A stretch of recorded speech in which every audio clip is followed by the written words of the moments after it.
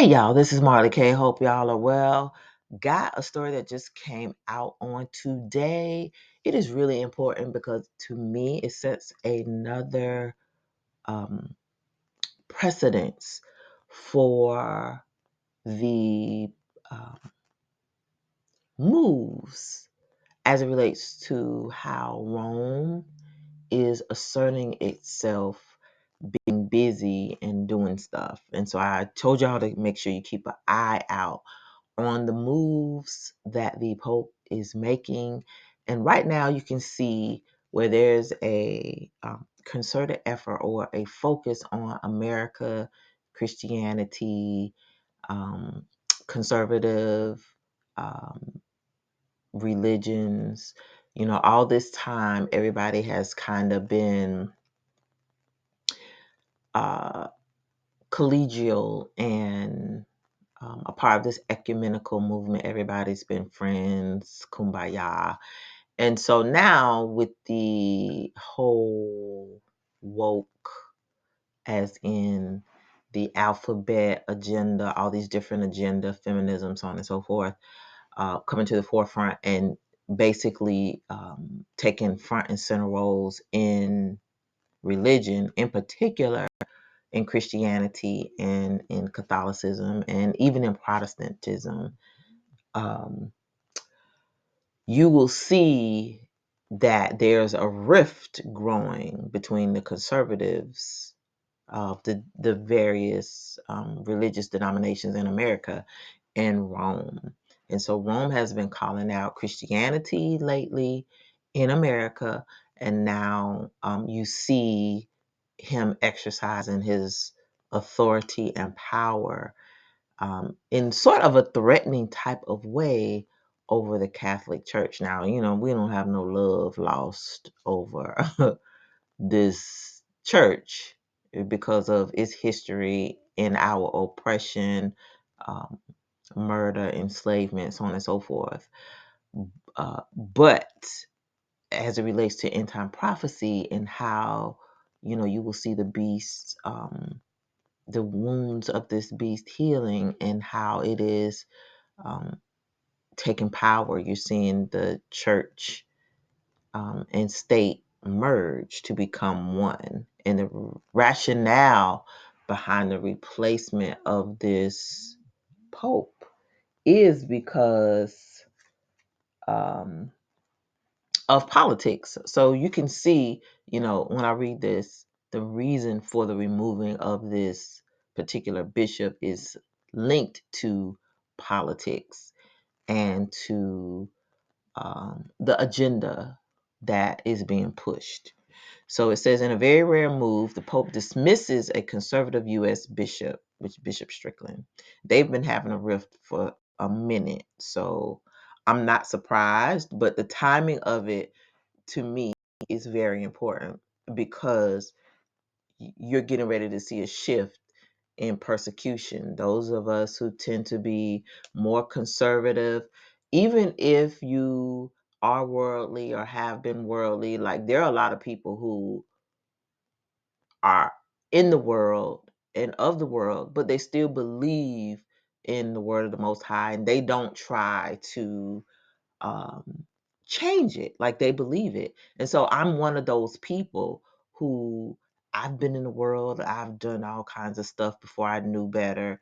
And even as I'm awakened now and I'm still learning, none of us are perfect, all of us are sinners. But I'm not going to sit here and excuse somebody else's behavior because it goes against what I believe and just try to accommodate and be friends and be all willing. I'm not doing that. And so, people have a problem with truth today. And they have, I'm,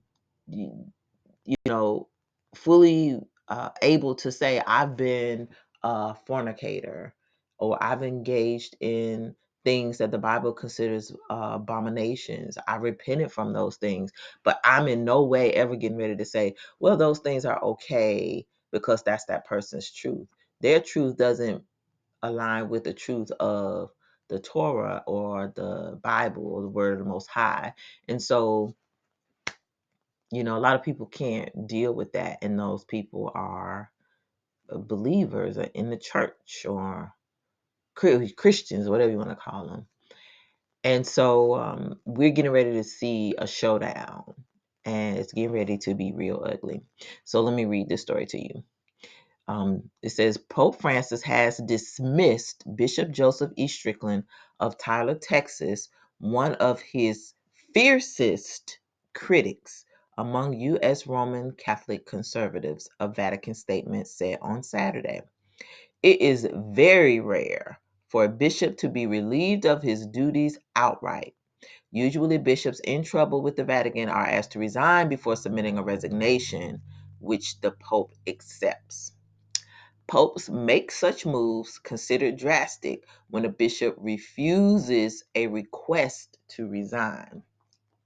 Strickland is 65, 10 years shy of the usual retirement age of bishops. Strickland has said earlier this year that he would refuse to resign if asked. Strickland, a prolific user of social media, who was named to the diocese by the late Pope Benedict in 2012, tweeted earlier this year that he rejected Pope Francis's program undermining the deposit of faith. He has been particularly critical of the Pope's attempt to make the church more welcoming to the alphabet gang, elemental P people community, and attempts by Francis to give lay people more responsibility in the church, and opposed a recent synod. And that's where they had the thing where they came up with all these things surrounding the climate stuff, in concert with the UN Sustainable Development Goals and all the other people that's trying to take over the world. The dismissal followed a Vatican investigation earlier this year into the administration of the Tyler Diocese, which Catholic media reports said included a review of his handling of financial affairs. Of course, they always want to get you for financial mismanagement or some type of error before they kick you out. So you got to sully your name and make like you did something wrong. But we know what the truth is because it's already been prophesied. It was announced simultaneously by the Vatican and the U.S. Bishops' Conference. Neither statement gave a reason. So that lets you know that it was planned, it's coordinated. They've been working behind the scenes. There was no immediate response from Strickland. A recording on the diocese's telephone said they were closed for the weekend. Strickland had become one of the most vocal standard bearers of the ultra-conservative wing of the U.S. Church and has a national following far beyond the small diocese of Tyler in eastern Texas. Last August, the Pope lamented what he called a reactionary Catholic Church in the United States. And check this out, where he said political ideology had replaced faith in some cases. So this is the hypocrisy. So he has politics. He's replacing ideology with politics, but nobody else can do it. So you got to replace the political ideology with what they tell you to do. And if you try to engage in other things, or if you just try to stick to the word, then it's problematic. But basically, this is the crux of the issue in a nutshell: the political ideology, which again, I've told you that church and state has already merged. Do you see it? And you see the movements of this pope. So you're seeing what is happening.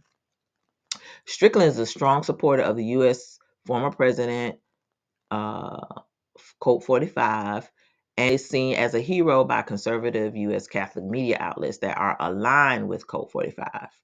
Last year, when the Vatican defrocked ultra-conservative U.S. anti-abortion priest Frank Pavone for blasphemous social media posts and disobedience to bishops, Strickland was one of the few American bishops to defend him publicly. The blasphemy is that this holy priest is canceled while an evil president promotes the denial of truth and the murder of the unborn at every turn.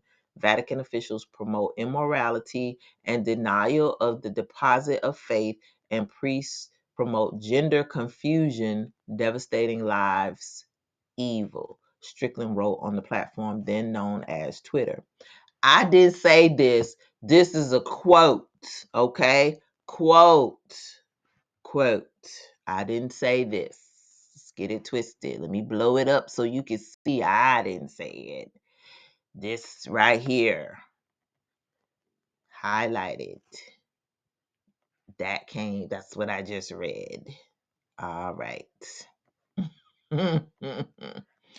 All right, so it says the Vatican said Francis named the Bishop of Austin, Texas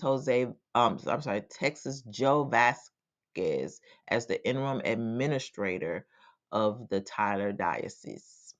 So, as you can see, if you have ultra conservative or conservative Bible Torah based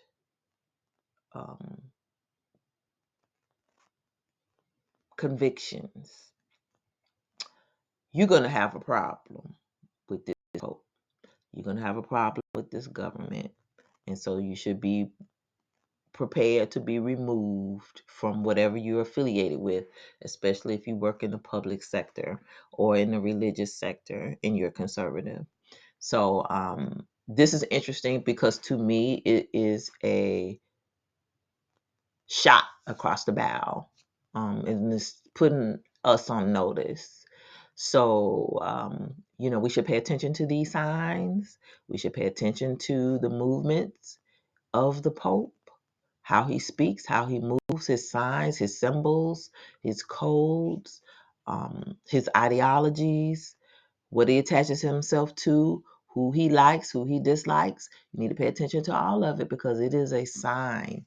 And again, as I told you before, they're getting ready to accelerate the agenda. And so they have got to either put the fear of the adversary into everybody and get everybody that has power over people in line, or they have to remove you. So persecution is coming. We need to have faith. We need to continue praying, prepping, seeking the Most High, repenting.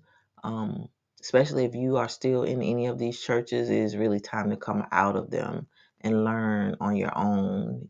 Read the word for yourself and try to obey those laws, statutes, and commandments. Keep that Sabbath and even learning the Sabbath. I still got to bring y'all that lesson, the lessons about the Sabbath and how it's based on the moon. I'm just all messed up with that, but I'm dedicated to learning it, and it's really been a challenge. But it's a good thing because I found myself having to do some new stuff and unlearn some things, and I just can't believe how much we have been confused and misled. But I'm so thankful that in this hour we have so many good teachers who are out there putting the truth out for us to at least study for ourselves. And so I will bring you that lesson. It's 2 lessons on Monday and Tuesday, or may give both of them to you on Monday. But I really want to share this news story with you because it's hot off the presses. It happened today. The fact that it happened on a Saturday when people aren't paying attention is also another sign that they did it for shock value. They did it to be disrespectful.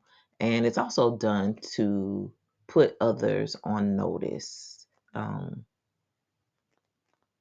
So